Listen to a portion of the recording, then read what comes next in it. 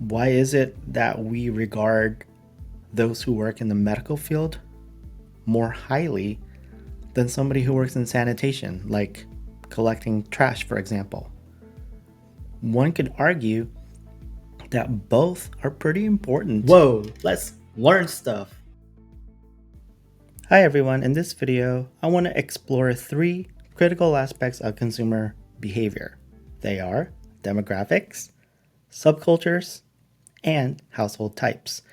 Understanding these 3 factors is key to analyzing consumer decisions and how businesses craft effective marketing strategies.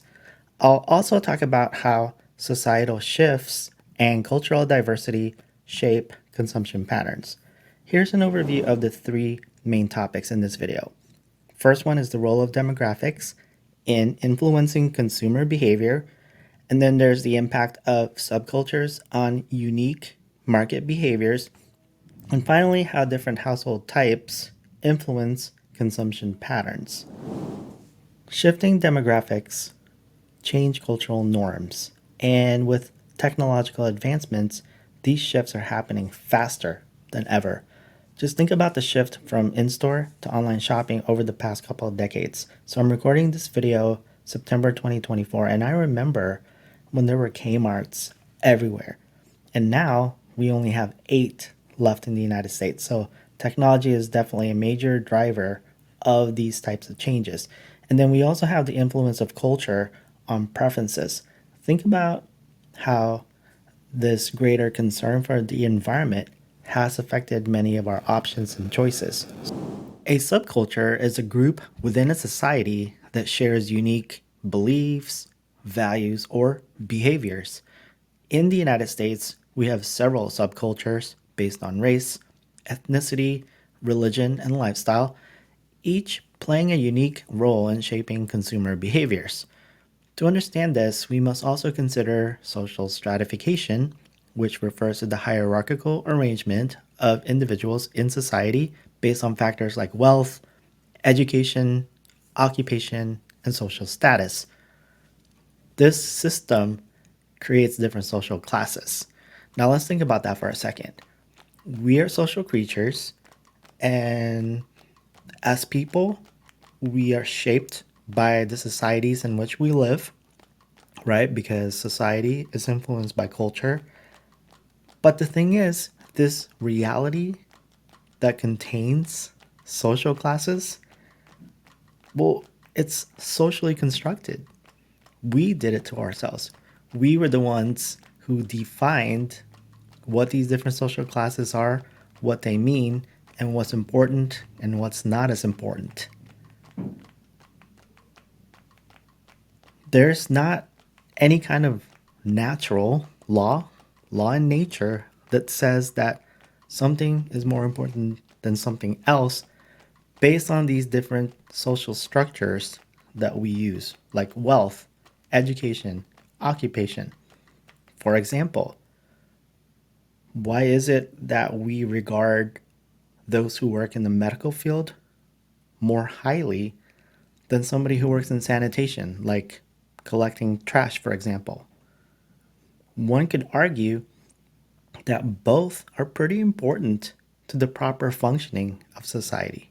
So why is it? Well, we define it ourselves. Now, while social stratification can shape consumption, it doesn't explain everything. Subcultures influence consumption in ways that transcend class. For example, 2 people in the same economic class, but from different subcultures, may have very different buying behaviors shaped by their cultural background. All right, so as I shift to the next slide, as I get ready to do that, I do want to say if you can hear a lawnmower in the background, that's just extra, right? That's bonus. And I guess that's the kind of stuff that happens when I try to record from home, or no, my office. I guess this could happen at home also, huh? Yeah, I've had neighbors before who just gotta mow their lawn while I'm recording my videos. So that's just the way it goes. I guess I could get a soundproof studio. Well, anyway, let's go back to my presentation here. Consumer socialization is the process by which individuals, especially young people, acquire the skills, knowledge, and attitudes relevant to their functioning as consumers in the marketplace.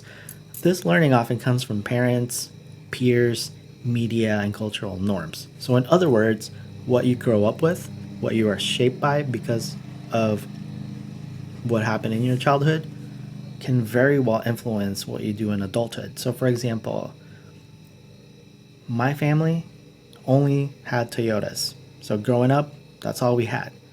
And so, guess what? To this day, that's pretty much the only thing that I buy would be Toyotas. Subcultures often develop unique social beliefs and ideologies that influence consumer behavior. For example, the Hispanic market tends to prioritize family oriented messaging, while Black communities often value social justice, which can influence brand loyalty. These subcultures teach their members specific consumer values and behaviors which differ from mainstream society. Household types have diversified beyond the traditional nuclear family. Today, we see single parent households, childless couples, and multi generational homes. Each of these household types influence consumption differently.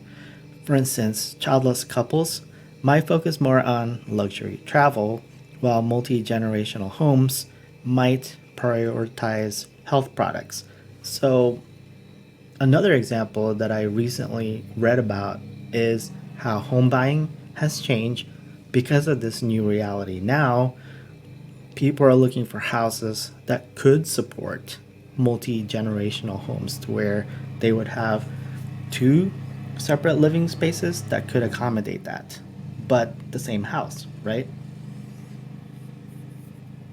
Oh man, they're really going to town with that mowing. All right, we're almost done. Marketers must recognize social structure and status that influence consumer behavior. I already said this earlier, but I'll repeat it. While social class plays an important role, it doesn't explain all consumption patterns. However, it's pretty important. Consumers buy certain products to display wealth or status, and this is what we call conspicuous consumption. So think about the products that you buy. Sometimes it is to display your wealth or status. However, it's also essential for marketers to tailor strategies to different subcultures, household types, and even individual preferences. In summary, understanding demographics, subcultures, and household types is crucial for developing effective marketing strategies. As we navigate a culturally diverse consumer landscape, recognizing these factors helps marketers create authentic, targeted campaigns that resonate with different audiences.